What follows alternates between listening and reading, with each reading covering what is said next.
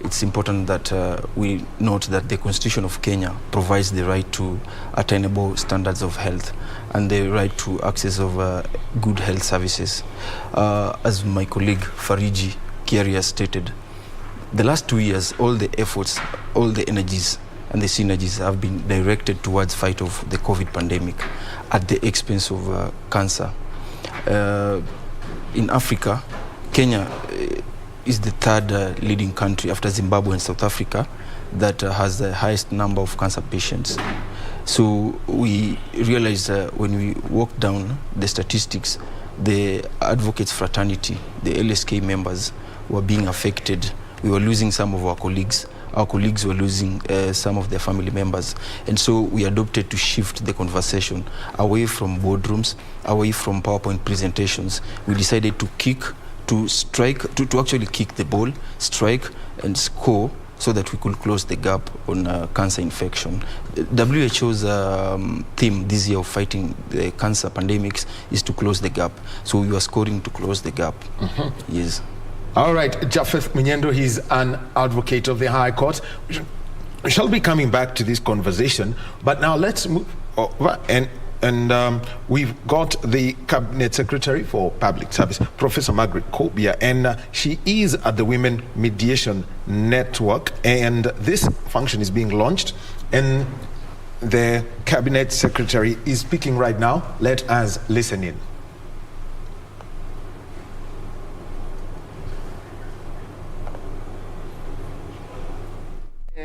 Counter what we are doing. When we see them going to borders and they are 14 years, they should bother us as women. Let me also say that we have done well actually in the executive. We are really at that percent is more or less realized, although we want 50. We have done very well in judicially. You know the statistics of about 40% of the women in judicially. In fact, they are threatening to have a bigger number than the men, the data says.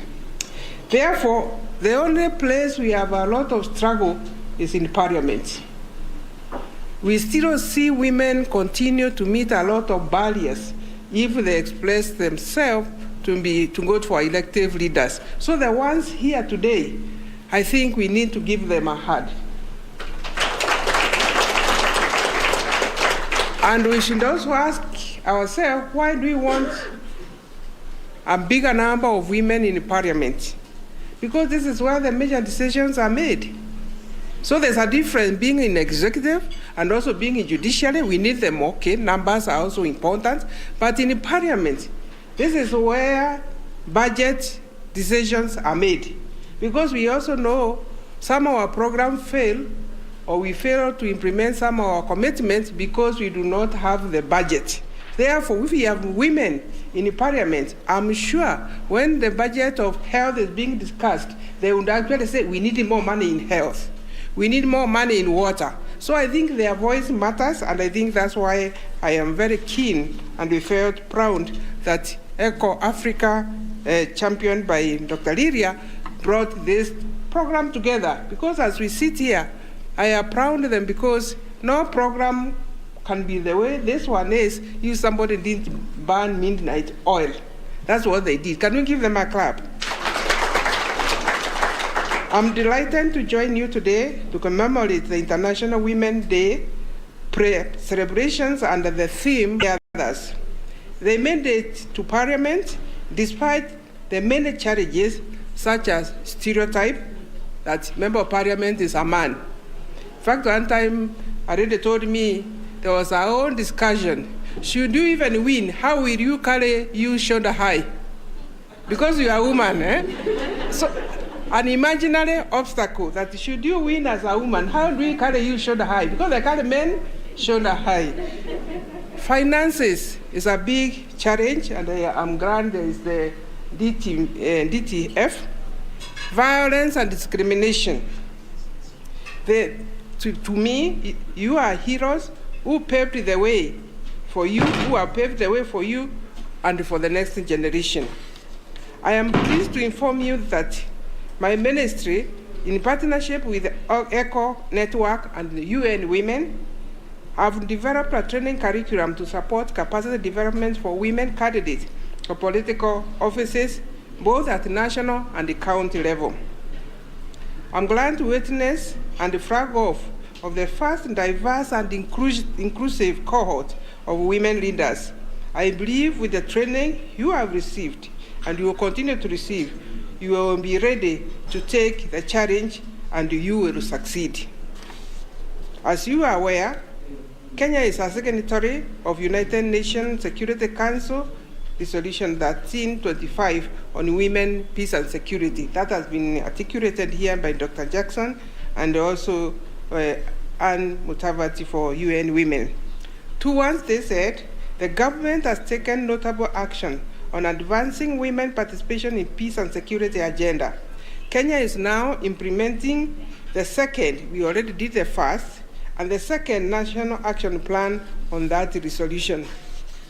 Despite the huge gains made in realizing the aspiration of this important resolution, we still know that women remain in the periphery and underrepresented in the formal and informal mediation process. This calls for a more systematic, consistent, and comprehensive implementation of the Resolution 1325 in Kenya. I welcome the formation of Women Mediation Network, Kenya, as timely and a very needed intervention. The absence of women from peace process and the mediation effort reveals a troubling gap between aspiration of the global and the regional commitment on the ground. Working together, I'm confident the initiative will amplify the voices of women in peace building, and for that I say well done. I value the diversity of the team of women mediators and the immense wealth of knowledge each one of you has brought to the table. In conclusion, ladies and gentlemen, let us remind ourselves that our collective and individual action and the voices do matter if we are to make a difference. With a very clear vision of what is to be achieved, and with a very clear and green plan, we can achieve more inclusive political leadership for socio-economic development of this country and also create a peaceful environment. I thank all the teams that have worked very hard to make this event a success.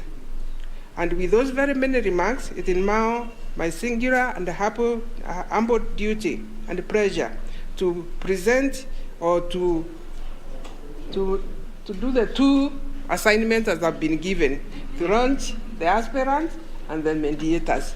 I thank you very much. That is the Cabinet Secretary for Public Service, Youth and Gender Affairs, Professor Margaret Kobia, speaking in Nairobi, and this was at the launch of the Women Mediation Network, and this is a forum that has been put together by the Eco Africa Foundation, and that's led by Dr. Jennifer Reria, and it involves candidates, specifically women who are going for. May I take this opportunity to salute all women elected leaders within the East African region, and specifically those in this hall today. And I want to join my colleagues in wishing you a happy International Women's Day tomorrow. We will be celebrating ours in Samburu. And are there any people from Samburu here? We're looking forward to joining you there tomorrow. You have shown your courage and commitment to your people by taking your place in this highly male-dominated field. It is a courage like yours that will change the lopsided representation, where almost half of Africa's population is not represented in elective politics. And here I must tell my Kenyan brothers, we are doing very badly. I think when you look at Rwanda, you look at Uganda, they are doing better than we are. We are still struggling with the two-thirds gender rule in our parliament here, but we hope we will overcome that soon. With the same breath, I want to urge my Kenyan sisters to take the opportunity of our general elections in August this year to stake their claim and vie for the various elective posts that are on offer. It is critical for us as a country to raise our representation of women leaders at both the national and local levels, and this can only happen if more women are ready to enter into competitive politics. It is my hope that both UCLGA and REFELA will come up with various modalities on how they can support more women representation in the August elections. Distinguished delegates, ladies and gentlemen, as you're all aware, Kenya has been implementing the devolved system of government since 2013. During its 9 years of implementation, we have witnessed more robust development at the grassroots as each county is able to plan and budget for its most pressing development priorities. In addition, residents also feel a sense of ownership of their government due to the various public participation initiatives. During this period, various delegations from Africa and other parts of the world have visited Kenya to benchmark on devolution, and I want to thank you and welcome you to continue doing this. The delegates, therefore, have a better opportunity to learn from one another, as all our 47 county governments will be participating in the 9th Summit Afri-Cities in Kisumu.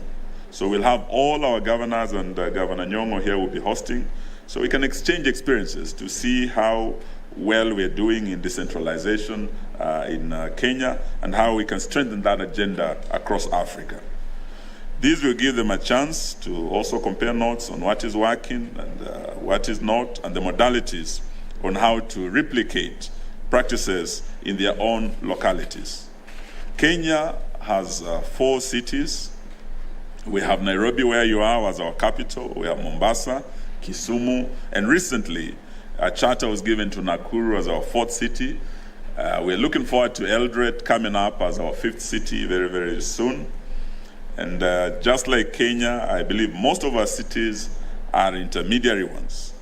There is therefore need for the summit to deliberate on the financing of urban areas to enable them to effectively deliver services to the urban population, including all those who live in informal sectors. Distinguished delegates, ladies and gentlemen, I am aware that UCLGA has a membership of 44 national associations of local governments from all the 5 regions of Africa, with regional offices in Accra, Ghana, Cairo, Egypt, Pretoria, South Africa, Libreville, Gabon, and the proposed one here in Nairobi. We were with Governor Nyong'o in Cairo when we visited, and we were very, very impressed. Actually, we were challenged, Governor Nyong'o. What we saw in Cairo was very, very impressive. The regional office for the North, and we are hoping to match those standards very soon. We're in the process, actually. Plans are therefore underway to actualize the agreement that we signed before the Secretary General and the leadership in Cairo. And the regional office is thus expected to coordinate the activities of the East. When I see my brother, Professor Nyong'o, here, urging us to support him more, it's a big challenge, and would like to ensure that in future, other intermediary cities in Africa are given a similar opportunity. However, none of us, including UCLGA, the franchise holders, had any inkling of the COVID-19 pandemic, even as we were preparing for this. The pandemic came and deeply interfered with our best-laid plans, leading to a number of postponements of our forums, as travel, both within and outside the countries, was curtailed, and countries experienced various economic upheavals. However, we are on course now, and I know my brother here, Governor Nyong'o, has detailed plans that have been put in place to welcome you all and all the delegates to Kisumu. I want to also thank, where's the CEO, Joe Aguirre, and his team. I think you're doing a good job. We are looking forward to coming there in May. We are calling for your support as we work together in the next 2 months. We don't have much time, actually, to hold a spectacular event for all the delegates, as we also highlight the achievements and challenges intermediary cities of Africa face especially due to limited infrastructure. It is also important to campaign for the upgrading of various infrastructure within these cities. I therefore laud the UCLGA for the bold move it has taken to be holding the summits in intermediary cities, which I believe will lead to more organized growth and development in the cities. In these 2 days that you are in Nairobi, feel free to set your sights on additional activities that you may want to include in your itinerary. Kenya is a very friendly country, and we invite you to take advantage of our unique attractions by visiting our Nairobi National Park that exists within the precincts of the city.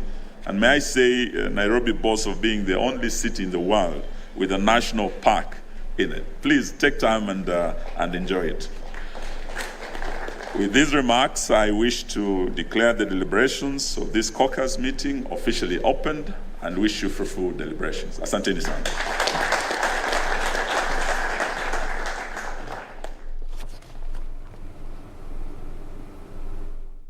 Applause, please.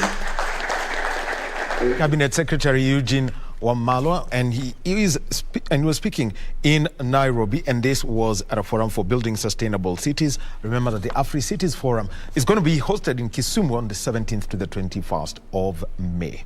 Well, we continue with our conversation on Sports Check, and just before we do that, a change at the sign language interpreters booth. Susan Thuku is the one who is on within this hour. Well, we have just about another 7 minutes to have this conversation about sport and health, cancer awareness through sports. And Japheth Munyendo is an advocate of the High Court, organized the Wakili tournament over the weekend. First, what for lawyers, you've got the capacity to push for laws that can, make accessing cancer treatment or even cancer management services better, and things around the entire do maybe as emerging law firms.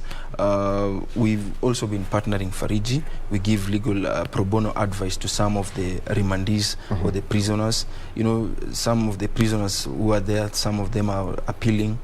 They do not have the legal representation, so we are always offering this pro bono service which we are giving. Yes. And for you, Kerry, as the team leader of Fariji, what has been the outcome of these collaborations that you've put together with the National Cancer Institute, the Kenya Cancer Organization, the prison service? One of the key highlights for Fariji on Saturday was seeing an ex-convict. His name is William Okumu. He was there. He's a practicing lawyer. He's going through pupillage. To me, that was one of the highlights of the day, of Saturday. Number two, inside Committee Maximum Prison, the president, people laugh when they say that there's a federation inside the prison. It's called Committee Inmates Football Association. Is it affected by the FIFA ban? Hope not. So, hope not. His president is a lawyer. There's a law by correspondence inside committee prison. The president of the federation is a lawyer, and to me, those are small milestones of success of the collaborations. Number three, there's a law that there's a ruling that was recently done 3 weeks ago about the decision of mentally ill prisoners.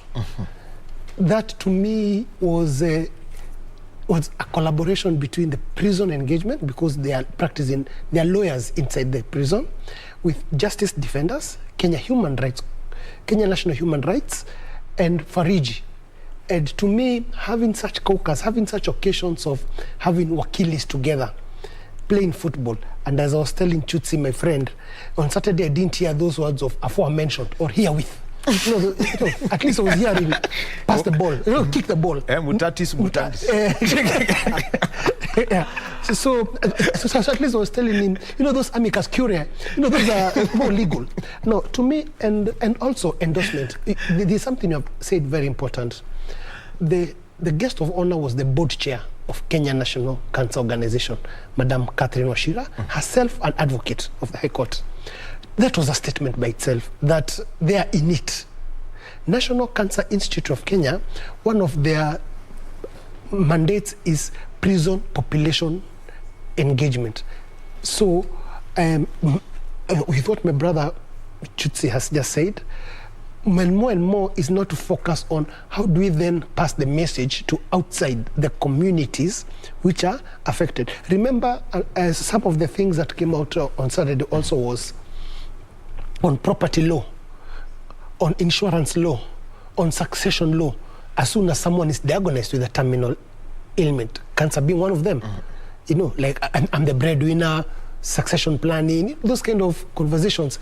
And this was the bigger community out here. They are afraid of lawyers. I was telling Chutsi, the moment you go to mashinani and mention unaenda kwa wakili, no, the conversation starts. It becomes cold. It becomes cold. So, but them just seeing lawyers coming together, having fun, playing football, and as we said, kicking football, kicking cancer out, it warms the bigger community and say, oh, at the end of the day, behind the corridors of power and the suits and all, they're brothers and sisters. Last but not least is gender equity. There's something Madam CS has mentioned about gender equity. The teams we had on the ground were 8-2. 8 gents and 2 women participating per team.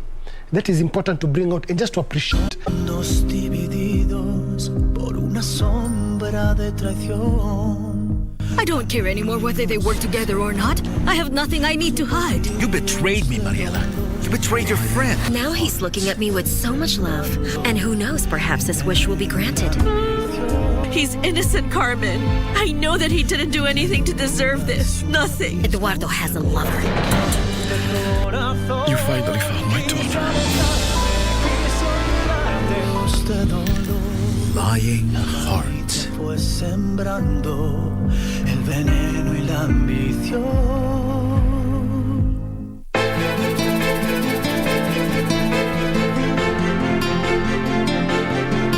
Nakuomba umtalikilea. Madam Kate. Hakikisha ukija mtoto asijue kwamba unakuja kuniona. Toka wapi, mbona wajificha? Wewe kwani umenitafuta huko tumenikosa? That's a white lie and you know it. Nimechoka na uongo zako.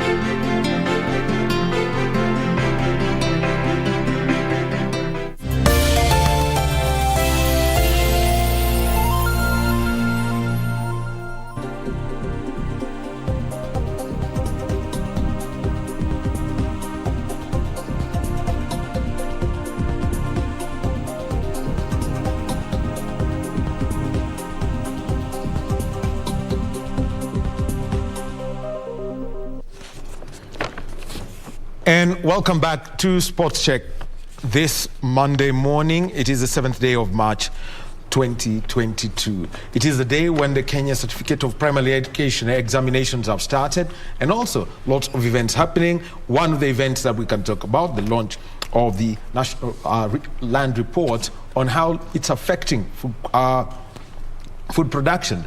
The European Union and the Food and Agricultural Organization and the National Lands Commission are having a launch of that report.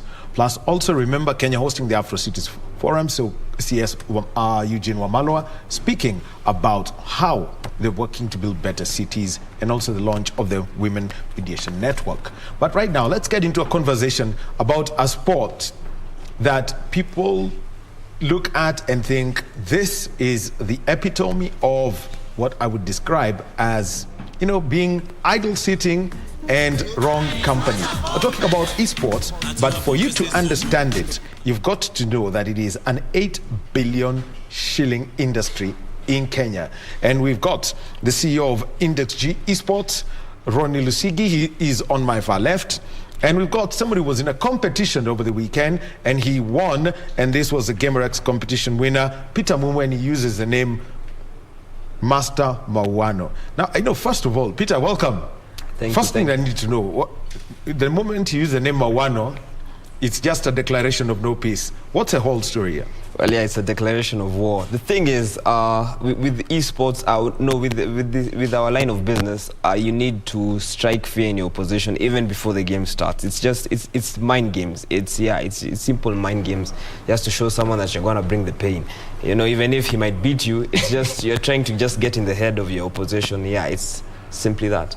No, you're talking like Tyson Fury before he fought against Deontay Wilder, but this is somebody who's using a console. Yeah. And Ronnie, let me come to you. What's the gaming scene in the country at the moment? Because I saw that PwC report and I thought I was living in a different country.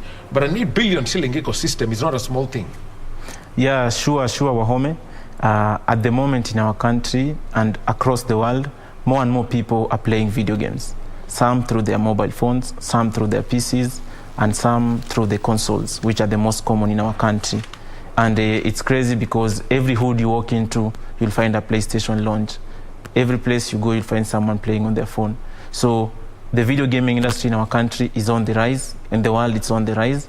And now it's our duty to have the organized, the US, the best in Brown. And this is what we are focusing now in developing that talent. When you develop that talent, we'll definitely find ourselves in a point where this talent can earn. We also want to develop our gamers into professionals so that they can package themselves. As you see Mawano here, you'll find him on Twitter. You'll find him putting on his live stream. You'll find his pictures there. He's communicating to an audience. We're also trying to bring that aspect that as an athlete, how do you package yourself to be able also to attract partners, even if it's partners from the telecom industry, to give you some data for streaming and what have you. Well, for you, Peter, I know the name they're using is, Mawano. I know there's that controversial, something like Floss Mawano and that. When, but you prefer, simply, let's just use the name Mawano. Yes.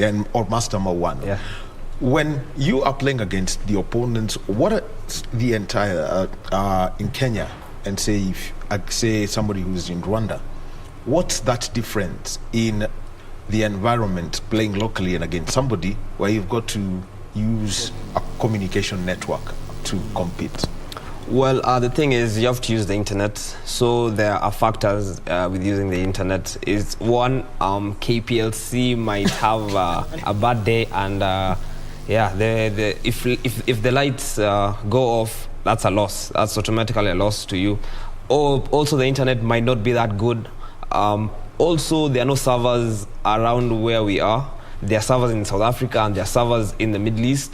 So you find that they're almost equidistant, and it's just challenging playing from Kenya as opposed to playing in the Middle East or playing in Europe, where they have better conditions to play. Because in more developed countries, they really don't have a lot of power blackouts. So it's quite challenging playing from Kenya. However, it's something that if you're up to the task, you'll put in measures in place to make sure that you can compete even from Kenya. Well, and let me come to you now, Ronnie. And how then do you try get the integrity of a competition going, just in case there's a power outage? Basically, you have the rules of the competition before the competition. So we try to advise the competitors, if it's an online competition, that the competitors should connect to a power backup. Some power backup that can push them maybe for 15 minutes, because that's the length of the minimum length of a game. So, but we are also trying to pull in partners who can support these athletes, like Mawano, who are pushing the limits. They need those partnerships that will be able to give them the better conditions, to give them. In other countries, we have gaming houses that work as training centers, where Mawano can be leaving his home and going to his gaming house or the club launch for a gaming club. And we know when he's there and he's video gaming, he has proper internet, he has power backup in case of anything, and he has the best of equipment you can find. All right. Now, the format that that was used in this competition, take us through it, Peter, as you got to the final three, playing against Eric, and also there was Kevin, who's known as Bad Newstrill, and Eric, who goes by the name of Demon. Your names are scary. Yeah. Well, yeah, like I said, people like to try to strike fear in the opposition. But talking about the format of the tournament, it was a one-day tournament, so we didn't have a lot of time to like maybe go through a lot of qualifiers. And gaming as a whole. Well, the thing is, esports in a nutshell is organized competitive video gaming. That's basically what it is. It's organized competitive video gaming. And this is the avenue that video game developers use to market their product. So, as you said with the PwC report that there's 8 billion in revenue from Kenya. Actually, the entire ecosystem is about 8 billion. Oh, the entire That's ecosystem. A report. 8 billion, yes. Yeah, is about 8 billion. Yeah, people are buying video games in Kenya. The way that video game developers choose to advertise themselves is through organizing competitions, which is now esports.